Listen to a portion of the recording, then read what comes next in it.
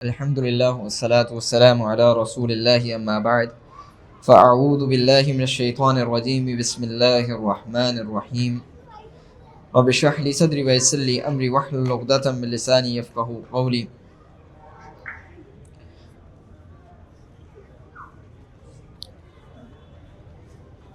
گیارہویں پارے کے شروع میں اللہ رب العزت صحابہ کا طرز عمل یا صحابہ کی بارے میں گفتگو کرتے ہوئے کہتے ہیں کہ والسابقون الاولون من المہاجرین والانصار والذین اتبعوهم بإحسان رضی اللہ عنہم ورضوا عنہ وأعد لهم جنات تجری تحتها الانہار خالدین فیہا ابدا ذلک الفوز العظیم.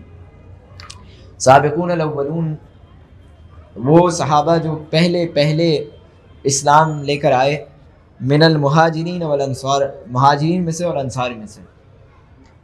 صحابہ میں درجات ہیں، پہلے مہاجرین ہیں، پھر انصار ہیں، اور پھر ان میں بھی جو غزوہ بدر میں شریک ہوئے وہ سب سے زیادہ افضل ہیں. یہ روایت میں اللہ کے نبی صلی اللہ علیہ وسلم سے جبریل علیہ السلام نے پوچھا کہ اللہ کے نبی صلی اللہ علیہ وسلم آپ کن کو صحابہ میں سے کن کو جو ہے وہ افضل صحابہ مانتے ہیں؟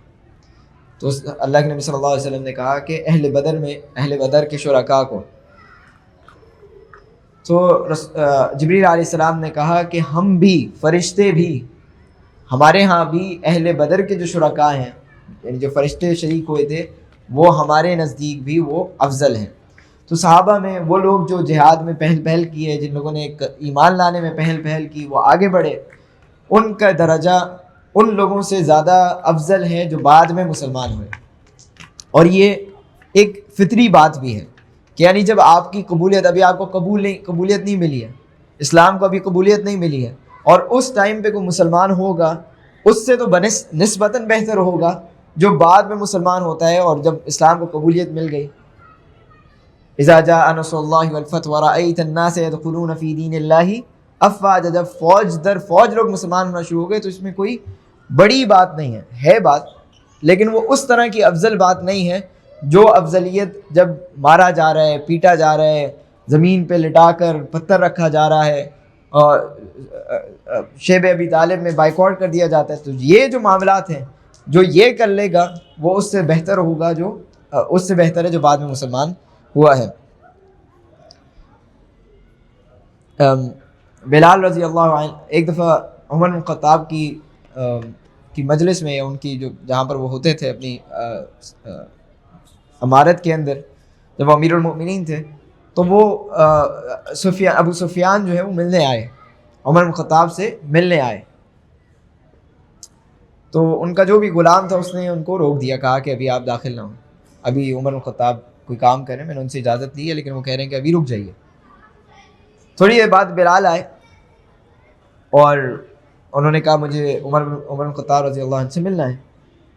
تو انہوں نے اجازت دے دی، غلام نے اجازت دے دی کہ آپ جائیے. اب یہ ابو سفیان کو غصہ آیا کہ بھائی یہ کیا بات ہوئی، میں پہلے آیا، میں نے پہلے اجازت چاہیے، میں پہلے ملنے آیا، یہ کیا بات ہوئی کہ اس کو بعد میں یہ آئے اور آپ نے اس کو پہلے اجازت دے دی. تو عمر بن خطاب نے جواباً عرض کیا کہ ابو سفیان، جب آپ یہ اسلام میں بھی پہلے داخل ہوئے تھے تو یہاں پر بھی اس کا رتبہ پہلے ہے، اور اسی لیے عمر بن خطاب اور ابوبکر رضی اللہ عنہ بلال رضی اللہ عنہ کو یا سیدی کہہ کے پکارتے تھے، ہمارے سردار. تو جو اسلام میں پہلے داخل ہوگا یا جو محنت زیادہ کرے گا، جو بھی یعنی کوئی دینی ادارہ ہے، کوئی معاملہ ہے جہاں پر مشکلات ہوتی ہیں، اس وقت جو آپ کو فضیلت ملے گی وہ بعد میں جب فنڈز بھی آ جاتے ہیں، جب لوگ بھی آ جاتے ہیں، جب آپ کے سامنے آڈینس بھی بیٹھ جاتی ہے، اس میں جو پہلے لانے والے ہیں، جو ایمان لانے والے ہیں، جو پہل کرنے والے ہیں، اس میں افضلیت زیادہ ہے. آگے اللہ رب العزت فرماتے ہیں والذین اتخذوا مسجدا ضرارا وکفرا وتفریقا بین المؤمنین وارصادا لمن حارب اللہ ورسولہ من قبل. منافقین کے بارے میں اللہ رب العزت کہہ رہے ہیں کہ بعض ایسے ہیں جنہوں نے مسجد بنائی ضرارا و کفرن، ضرر پہنچانے کے لیے اور کفر کو پھیلانے کے لیے، وتفریقا من المؤمنین، اور مومنوں کے درمیان تفریق کرنے کے لیے. یقیناً یہ بات ویسے مسجد کے بارے میں ہے، لیکن آج ہم نے بھی کچھ مسجدیں بنا لی ہیں، وہ مسجد نہیں ہیں لیکن مسجدیں بنا لی ہیں، یعنی مسجد کی طرح ہولی پلیسز ہیں. اور میں تھوڑی کنٹروورشل بات کہہ رہا ہوں لیکن یہ ضروری ہے کہ اس وقت جو ہم نے ملکوں کی سطح پر جو مسجدیں بنائی ہوئی ہیں نا، یہ بھی تو ایک سیکرڈ سپیسز ہیں نا ہماری. نیشن سٹیٹس، ماڈرن نیشن، جدید ریاستیں جو ہیں وہ ہماری ہولی پلیسز ہیں. اگر آپ کے ملک کی سالمیت کو خطرہ ہو جائے تو ایسے ہے جیسے اسلام کو خطرہ ہو جائے، جیسے کہ مسجد کو خطرہ ہو جائے. ہم نے ایسے اس کو بنا لیا ہے کہ ملک کی سالمیت کیا ہو گئی، یعنی یہ تو دین و ایمان ہے ہمارا. یقیناً ہم اس بات کو بالکل بلا شبہ، پاکستان ایک اسلامی ریاست ہے، کہیں کسی نہ کسی سطح پر ہم اس کو مانتے ہیں، لیکن بہرحال اس کی جو حیثیت ہے وہ ایک وطن کی ہے. اس کو آپ اسلام سے مشابہت نہ دیں. ہم انفارچونیٹلی اس کو اسلام کے بالمقابل کھڑا کر دیتے ہیں کہ اگر اس کی سالمیت کو خطرہ ہے تو جیسے اسلام کی سالمیت کو خطرہ ہے. اور پھر آپ دیکھیں، اور یہی بات میں جس طرح پاکستان میں ویسے ہی افغانستان میں، آپ افغانستان کے چینلز کو اٹھا لیں، وہاں کے لوگوں کو اٹھا لیں. وہ ایک ہمارے دوست ہیں وہاں پر، وہ اکثر علماء کو کوٹ کرتے تھے. اب میں نے کل پرسوں ان کی پوسٹ دیکھی تو انہوں نے کہا کہ یہ جنگ جو ہے نا وہ ہم آپ کی سرحدوں میں جا کے سیٹل کریں گے. کیا بات ہو رہی ہے؟ کون سی آپ نے جدید ریاستوں کو ایک مسجد کی حیثیت دے دی ہے، دین و ایمان کی حیثیت دے دی ہے. تفریقا من المؤمنین، یہ مسلمانوں کو تفریق کر دیتی ہیں، مسلمانوں کو توڑ دیتی ہیں یہ چیزیں.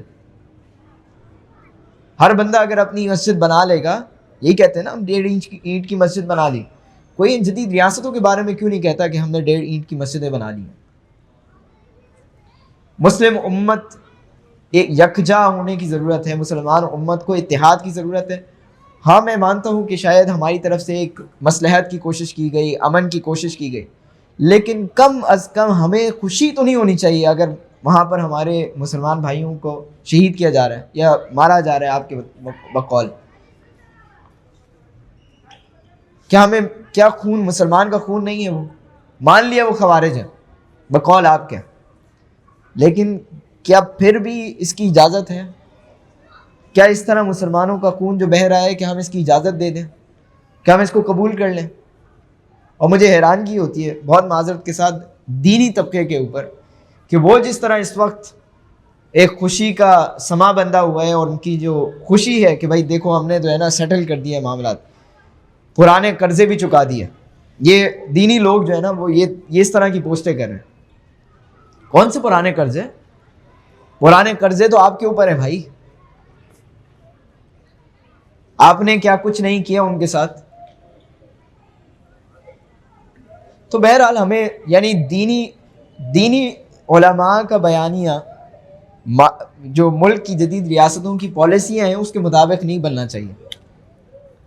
آپ کا علم آپ کا بیانیہ تشکیل دینا چاہیے، اس کے تھرو آپ کے بیانیے کو تشکیل دینا چاہیے، نہ کہ آپ کی ریاست کی جو پالیسیاں ہیں وہ آپ کے بیانیے کو تشکیل دیں، آپ کے فتوے کو تشکیل دیں. تو یہ ہمیں سمجھنے کی ضرورت ہے کہ لا تقم فیہ ابدا. اللہ رب العزت ویسے تو منافقین کی جو مسجد تھی اس کے بارے میں کہہ رہے ہیں لا تقم فیہ ابدا لمسجد اسس علی التقوی من اول یوم احق ان تقوم فیہ، یعنی جو مسجد غیر اللہ کے نام پہ بنائی جائے، مسلمانوں کو تفریق کے طور پہ بنائی جائے، ادھر نہیں کھڑے ہونا، بلکہ وہ مسجد جس کی بنیاد میں تقوی ہے، جس کی بنیاد میں اسلام ہے، من اول یوم احق ان تقوم فیہ، وہ زیادہ حقدار ہے کہ اس پہ کھڑا ہوا جائے. تو بہرحال ہمیں سمجھنے کی ضرورت ہے کہ دین ہمارے لیے دین پرائیورٹی ہے، ریاستیں پرائیورٹی نہیں ہے. آپ کو وطن سے محبت ہو لیکن وطن دین سے اوپر نہ چلا جائے، تقوی سے اوپر نہ چلا جائے، اسلام سے اوپر نہ چلا جائے.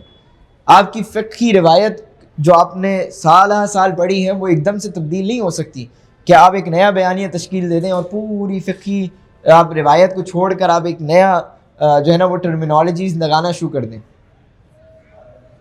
اس کی ضرورت ہے کہ ہم اس بات پہ اس کو دیکھیں. آگے اللہ رب العزت کہہ رہے ہیں ان اللہ اشتری من المؤمنین अनफुसहुम व अमवालहुम बिअन्न लहुमुल जन्नह, अल्लाह रब्बुल इज़्ज़त ने ख़रीद लिया है मुमिनीन की जानों को और उनकी मालों को जन्नत के बदले। मेरी और आपकी माल को अल्लाह ने ख़रीद लिया है, मेरे और आपकी जानों को अल्लाह ने ख़रीद लिया है जन्नत के बदले। और ये बहुत ज़बरदस्त सौदा है। युक़ातिलून फ़ी सबीलिल्लाहि, वो अल्लाह के रस्ते में क़िताल करते हैं, जिहाद करते हैं। फ़यक़्तुलून व युक़्तलून, वो कत्ल भी होते हैं और कत्ल करते भी हैं। वअदन अलैहि हक़्क़न फ़ित्तौरात वल इंजील वल क़ुरआन, और ये वादा अल्लाह रब्बुल इज़्ज़त ने तौरात में, इंजील में और कुरान में किया हुआ है। ये जो जान का ख़रीदना है, हमारी जानों का ख़रीदना है, ये छोटा मोटा सौदा नहीं है, अल्लाह रब्बुल इज़्ज़त ने हमसे ख़रीदा हुआ है। एक सहाबी शहीद किया जा रहा है उन्हें, और कहते हैं फ़ुज़्तु बिरब्बिल काबा, अल्लाह की कसम मैं कामयाब हो गया। मारने वाला हैरान कि क्या बात कर रहा है, ये तो दुनिया से जा रहा है, ये तो मर रहा है, इसकी तो जान निकल रही है, ये क्या कह रहा है कि मैं कामयाब हो गया।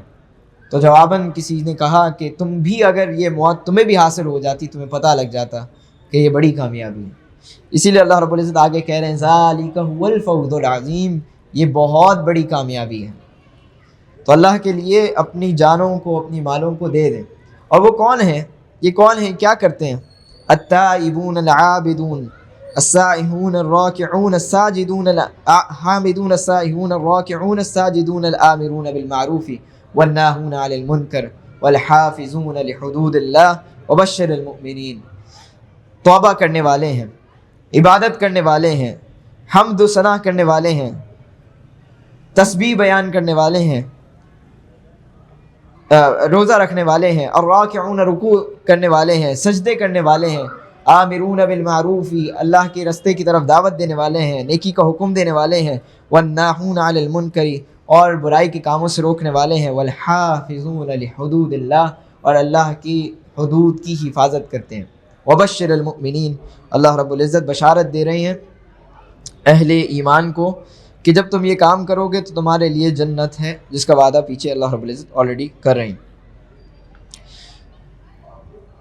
जब जिहाद की बातें अल्लाह रब्बुल इज़्ज़त ने पूरी तफसीलन बयान की सूरह तौबा में, सूरह अनफ़ाल में, सूरह तौबा में मल्टीपल टाइम्स अल्लाह रब्बुल इज़्ज़त ने जिहाद की, क़िताल की, जिहाद के अहकामात बयान किए। उसके बाद अल्लाह रब्बुल इज़्ज़त कहते हैं कि वमा कानल मुमिनून लियनफ़िरू काफ़्फ़ा, मुमिनों के तमाम गिरोह ना निकल जाना, सब के सब बाहर ना निकल जाना जिहाद के लिए। फ़लौला नफ़र मिन कुल्लि फ़िरक़तिन मिनहुम ताइफ़तन लियतफ़क़्क़हू फ़िद्दीन, तुम में से हर ग्रोह में से एक नफरी होनी चाहिए, एक ग्रोह होना चाहिए, हर माशरे के हर तबके में से एक ग्रोह होना चाहिए जिसका काम ये हो लियतफ़क़्क़हू फ़िद्दीन, दीन की फ़िक़्ह को समझे, दीन के इल्म को हासिल करे। और हमारे एक उस्ताद थे, वो क्या करते थे कि जिहाद वाला इल्म वाला नहीं पैदा कर सकता, लेकिन इल्म वाला जिहाद वाला पैदा कर सकता है, क्योंकि ये इल्म ही इंसान को बताएगा कि जिहाद के अहकामात क्या हैं, जिहाद के तरीक़ेकार क्या हैं, जिहाद का रास्ता क्या है, जिहाद का सही मौक़िफ़ क्या है, सही और जिहाद के रूल्स एंड रेगुलेशंस क्या हैं, इसको करने के क्या शराइत हैं। ये सारी चीज़ें आपको इल्म से मालूम होंगी तो सब के सब ने निकल जाना, बल्कि तुम में से कुछ लोग ऐसे होने चाहिए और हर तबके में से ऐसे होने चाहिए। मैं ये बात कह रहा हूँ, ये उस वक्त की बात है जब जिहाद फ़र्ज़ ऐन था, जब जिहाद फ़र्ज़ ऐन था, उसके बावजूद अल्लाह रब्बुल इज़्ज़त कह रहे हैं कि सारे के सारे ना निकल जाना। जब ये इतनी बड़ी ज़िम्मेदारी के बावजूद इस तबके को अल्लाह रब्बुल इज़्ज़त ये कह रहे हैं कि तुम में से कोई एक ग्रोह होना चाहिए, तो मुझे बताइए आज के माशरे के अंदर क्या ये ज़रूरी काम नहीं है कि हम दीन की फ़िक़्ह को हासिल करें, दीन के इल्म को हासिल करें। अक्सर लोग कहते हैं ना कि मौलवी साहब आपको बात समझ नहीं आती है हमारी, तो आपको ये ज़रूरत तो आपकी है ना कि आपके तबके से कुछ लोग होने चाहिए थे। अल्लाह रब्बुल इज़्ज़त यही कह रहे हैं ना कि हर तबके में से कोई एक ग्रोह होना चाहिए जो दीन का इल्म हासिल करे। खाली वही गाँव गोट के देहाती लोगों की ज़िम्मेदारी है कि वो इल्म हासिल करें, मेरी और आपकी कोई ज़िम्मेदारी नहीं है। आप बिज़नेस भी पढ़ें, आप فائنینس بھی پڑھیں، آپ انجینئرنگ بھی کریں، آپ ڈاکٹر بھی بن جائیں، آپ سب کچھ کر لیں، لیکن جب دینی علوم کی بات آئے گی تو وہ دیہاتی لوگوں کے لیے لوگ رہ گیا ہے خالی. کیا یہ صرف ان کی ذمہ داری ہے؟ یہ آپ کی اور میری ذمہ داری ہے کہ ہمارے طبقے، ہمارے معاشرے کے اندر سے، یعنی یہ جو سامنے میری آڈینس بیٹھی ہے، ان میں سے کچھ لوگ کھڑے ہوں اور علم حاصل کریں، تاکہ وَلْيُنذِرُوا قَوْمَهُمْ إِذَا رَجَعُوا لَعَلَّهُمْ يَحْذَرُونَ، جب جہاد والے واپس آئیں گے تو ان کو ڈرانا چاہیے، کیونکہ جہاد میں آپ کی کیفیت بن جاتی ہے. اور یہ بات ہم جتنی ہم بات کہہ رہے ہیں اس بات میں یہ ضروری ہے کہ کیونکہ افغانستان کا معاملہ یہ ہے کہ وہ پچھلے 25-30 سالوں سے ایک جنگی صورتحال میں رہے ہیں. تو جب جنگی صورتحال میں آپ کا ایک مزاج بن جاتا ہے جنگ کا کہ آپ بس لڑنے مرنے کے لیے تیار ہوتے ہیں ہر وقت، تو اللہ رب العزت یہی کہہ رہے ہیں کہ وَلْيُنذِرُوا قَوْمَهُمْ إِذَا رَجَعُوا لَعَلَّهُمْ يَحْذَرُونَ، جب وہ واپس پلٹیں تو ان کو بتاؤ بھائی اب تم سویلین معاشرے کے اندر آ گئے ہو، اب تمہیں حکومت مل گئی ہے، اب تمہیں ذرا سیٹل کرنی چاہیے اپنے معاشرے کے اندر، امن و سکون کا ایک فضا پیدا کرو، اب لڑائی جھگڑے سے گریز کرو، اپنی اکانومی کو بہتر کرو. تو یہ کیونکہ وہ 25-30 سال سوویت یونین سے لے کر رشیا کے ٹائم سے لے کر وہ بس جنگوں میں ہی رہے ہیں پچھلے 30 سال 35 سال، تو ان کی ایک عادت سی بنی ہوئی ہے کہ وہ لڑنے مرنے کے لیے تیار ہیں، کیونکہ ایک مزاج بن جاتا ہے انسان کا. تو جن لوگوں کا مزاج بن جائے تو ان کو پھر سمجھانا چاہیے، اور یہ علماء کی ذمہ داری ہے کہ ان کو سمجھائیں، ان کے ساتھ بیٹھیں، ان کو بتائیں کہ بھائی اب تم اللہ کے بندے بس اب سویلین معاشرے کے اندر آ جاؤ. اب جنگ جدال ہر وقت نہیں ہوتا، کبھی جنگ و جدال ہوتا ہے جب ضرورت ہوتی ہے، لیکن ہر کسی کے ساتھ لڑنا مرنا تو نہیں ہوتا. تو یہ ضروری ہے کہ ہم یہ بات سمجھیں کہ علم حاصل کرنا معاشرے کے کچھ طبقے کا کام ہے، اور ہمیں یہ ہم پر فرض کفایہ ہے. اگر ہم علم حاصل نہیں کریں گے تو پھر ہم گناہ گار ہوں گے. پھر آگے اسی صورت کے آخر میں اللہ رب العزت فرماتے ہیں کہ لَقَدْ جَاءَكُمْ رَسُولٌ مِّنْ أَنفُسِكُمْ عَزِيزٌ عَلَيْهِ مَا عَنِتُّمْ حَرِيصٌ عَلَيْكُمْ بِالْمُؤْمِنِينَ رَءُوفٌ رَحِيمٌ. سورۃ التوبہ شروع کیسے ہوئی تھی؟ بَرَاءَةٌ مِّنَ اللَّهِ وَرَسُولِهِ.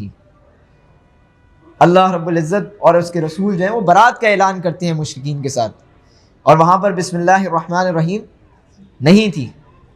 لیکن آخر دیکھیں خوبصورت انداز میں، اب یہ بات یہ آپ دیکھیں نا کہ لاجیکل پروگریشن ہے کہ ٹھیک ہے جنگ و جدال ہوگی، غصہ ہوگا، لیکن ہر وقت نہیں.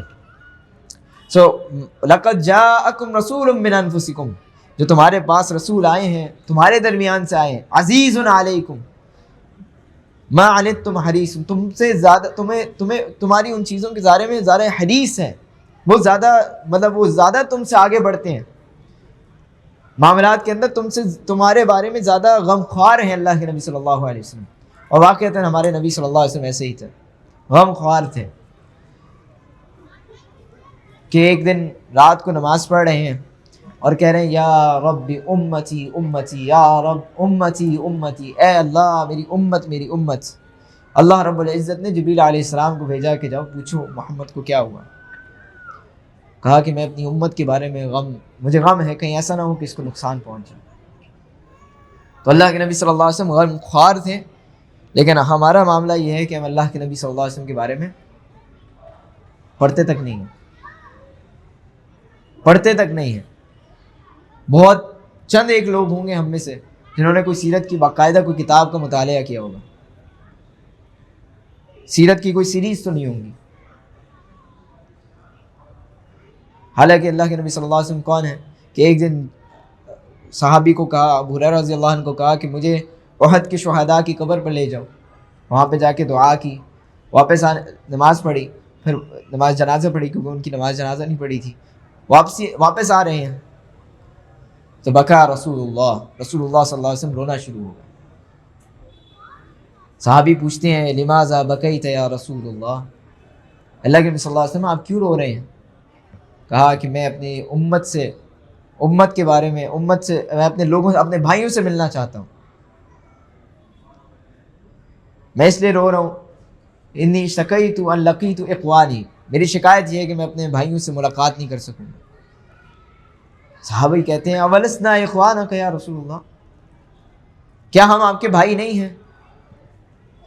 کہا نہیں، لا انتم اصحابی، تم میرے صحابی ہو، ولیکن اخوانی من یأتونی من بعدی، میرے بھائی وہ ہیں جو میرے بعد آئیں گے، وَيُؤْمِنُوا بِي، اور مجھ پر ایمان لے کر آئیں گے، وَلَمْ يَرَوْنِي، لیکن مجھے دیکھا نہیں ہوگا۔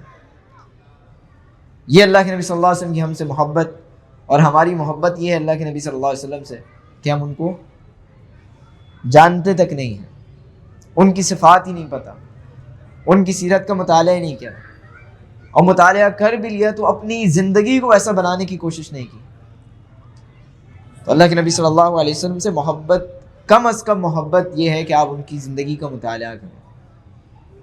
میں نے کل جیسے بتایا تھا نا کہ معاذ بن معوذ کیسے وہ جنگ کے اندر پوچھ رہے تھے کہ ابو جہل کہاں ہے، ابو جہل کہاں ہے؟ کیوں پوچھ رہے تھے؟ کیونکہ انہوں نے اللہ کے نبی صلی اللہ علیہ وسلم کی زندگی کے اندر اللہ کے نبی صلی اللہ علیہ وسلم کی سیرت کے بارے میں پڑھا ہوا تھا۔ حالانکہ یہ صحابی مدنی صحابی ہیں، یہ دونوں معاذ بن معوذ دونوں انصاری صحابی ہیں۔ انصاری صحابی ہونے کے باوجود مکی سیرت پڑھ لی ہے کہ ابو جہل اللہ کے نبی صلی اللہ علیہ وسلم کا دشمن ہے۔ تابعی کہتے ہیں، غالباً صاحب بن وقاص کے بیٹے ہیں، وہ کہتے ہیں کہ ہمارے بڑے جو ہیں نعلمنا مغازی کما نعلمنا سورۃ من سور القرآن، ہمیں مغازی کے بارے میں اس طرح پڑھاتے تھے جس طرح قرآن کی صورتیں ہم بچوں کو نہیں سکھاتے، چھوٹی چھوٹی صورتیں سکھاتے ہیں بچوں کو، اس طریقے سے ہمیں سیرت کا مطالعہ کرایا جاتا تھا، سیرت پڑھائی جاتی تھی۔ تو ہم سیرت سے اپنی زندگی کو اپنائیں، زندگی میں لے کر آئیں انشاءاللہ۔ آخری بات انشاءاللہ اس پہ ختم کرتے ہیں۔ وَإِذَا مَسَّ الْإِنسَانَ، اللہ رب العزت سورہ یونس کی شروع ہوتی ہے، اللہ کے نبی صلی اللہ علیہ وسلم کہتے ہیں شیبتنی ہود و اخواتها، مجھے ہود اور اس کی سورہ ہود اور اس کی بہنوں نے بوڑھا کر دیا۔ اس کے اندر جو میسج ہے، اس کے اندر جو آیات ہیں، وہ بڑی دل کو غم میں لے جانے والی ہے، دل کو رلا دینے والی آیات ہیں۔ تو اللہ کے نبی صلی اللہ علیہ وسلم بڑھاپے میں چلے گئے کیونکہ قوموں کے اوپر عذاب آئے، مختلف قوموں کے عذاب کے بارے میں تذکرہ آئے گا کہ اس قوم کو ہم نے یہ دیا پھر ان پہ عذاب ڈال دیا، اس قوم نے یہ اللہ کی نافرمانی کی اور پھر عذاب آ گئے، اور طرح طرح کے عذاب مینشن ہے۔ تو اللہ کے نبی صلی اللہ علیہ وسلم اس بارے میں جب وہ ان کے بارے میں پڑھتے تھے تو شیبتنی، بڑھاپا آ گیا اللہ کے نبی صلی اللہ علیہ وسلم کو پڑھ کہ یہ کیا باتیں۔ اسی لیے تو اللہ کے نبی صلی اللہ علیہ وسلم رو رہے ہیں نا کہ یا ربی امتی امتی، میں اپنے امت کے بارے میں ڈر لگتا ہے مجھے، کہیں ایسا نہ ہو کہ پچھلی امتوں کی طرح اس کو بھی ضائع کر دیا جائے۔ تو سورہ یونس میں اللہ رب العزت فرماتے ہیں کہ وَإِذَا مَسَّ الْإِنسَانَ الضُّرُّ دَعَانَا لِجَنبِهِ أَوْ قَاعِدًا أَوْ قَائِمًا، کہ جب انسان کو کوئی تکلیف پہنچاتے ہیں تو وہ پکارتا ہے، ہمیں دعا کرنا شروع کر دیتا ہے، لِجَنبِهِ، لیٹے ہوئے، أو قَائِدًا، بیٹھے ہوئے، اب کھڑے ہوئے۔ یہ ہمارا حال، اب اگر اس معاملے کو دیکھ لیں تو کسی ہاسپٹل چلے جائیں، ہاسپٹل میں جا کے دیکھیں تو انسان کی کیفیت ایسی ہی ہوتی ہے، وہ آرام بھی کر رہا ہوگا تو اس کی زبان سے جو ہے وہ دعائیں نکل رہی ہوتی ہیں، کسی سے فون پہ بات کر رہا ہے، یار دعا کرنا، میری بہن بیمار ہے، میرا بھائی بیمار ہے، میری والدہ بیمار ہے، ان کے لیے دعا کرنا، اللہ تعالیٰ ان کو شفا دے۔ مسجد میں ٹائم سپینڈ کر رہا ہوگا، جو بھی ہاسپٹل کی چھوٹی موٹی مسجد، پرانی سی جس طرح کی مسجد ہوگی، وہاں پہ ٹائم سپینڈ کر رہا ہے، دعا کر رہا ہے، لمبی لمبی رکعتیں پڑھ رہا ہے۔ تکلیف پہنچی ہے نا، لجنبہ، لیٹے ہوئے، او قاعدا او قائما، بیٹھے ہوئے، کھڑے ہوئے، یعنی اس کی کیفیت ہی دعا دعا دعا دعا۔ فلما کشفنا، لیکن جب ہم اس کو تکلیف سے نجات دے دیتے ہیں، مر کأن لم يدعنا الى ضر مسا، وہ ایسے گزرتا ہے جیسے ہم نے اس کو کوئی تکلیف دی ہی نہیں تھی، جیسے اس پہ کوئی تکلیف آئی نہیں تھی۔ اس کا یعنی وہ اللہ سے مایوس، اللہ سے دور ہو جاتا ہے، اللہ سے ایک منہ پھیر لیتا ہے، اللہ سے ناراض لوگ ہو جاتے ہیں اگر اللہ ان کو اس تکلیف سے نجات نہیں دیتا۔ کیا میرے ساتھ کیوں ہوا؟ میں تو اتنا نیک، میں تو اتنی نمازیں پڑھتا ہوں، میں تو دیکھو یار دین کا کام بھی کرتا ہوں، فلاں آرگنائزیشن میں کام کرتا ہوں، میں تو والنٹیئرنگ کرتا ہوں، پھر میرے ساتھ کیوں تکلیف آئی؟ میرا کیوں ایگزام میں رزلٹ اچھا نہیں آیا؟ بھائی اللہ مقصود ہونا چاہیے، اللہ ذریعہ نہیں ہونا چاہیے۔ اللہ سے آپ ناراض ہو رہے ہیں، جیسے کہ اللہ رب العزت نے آپ سے کوئی گارنٹی دی ہوئی ہے کہ آپ اللہ کے دین کا کام کریں گے تو آپ کی ساری زندگی بہتر ہو جائے گی۔ اللہ نے آخرت کے وعدے کیے ہوئے، تو اس کے آخرت کے وعدوں پر ایمان لے کر آئیں، اور دنیا میں دنیا کی جتنی چیزیں ہیں وہ اللہ رب العزت کی طرف آپ کو لے کے جانے والی ہوں، نہ کہ اللہ رب العزت کو استعمال کریں ان چیزوں کی طرف۔ اللہ تعالی ہم سب کو عمل کرنے کی توفیق عطا فرمائے۔ سبحانک اللہم و بحمدک، ونشہد ان لا الہ الا انت، ونستغفرک ونتوب الیک، وصلی اللہ علیہ وسلم۔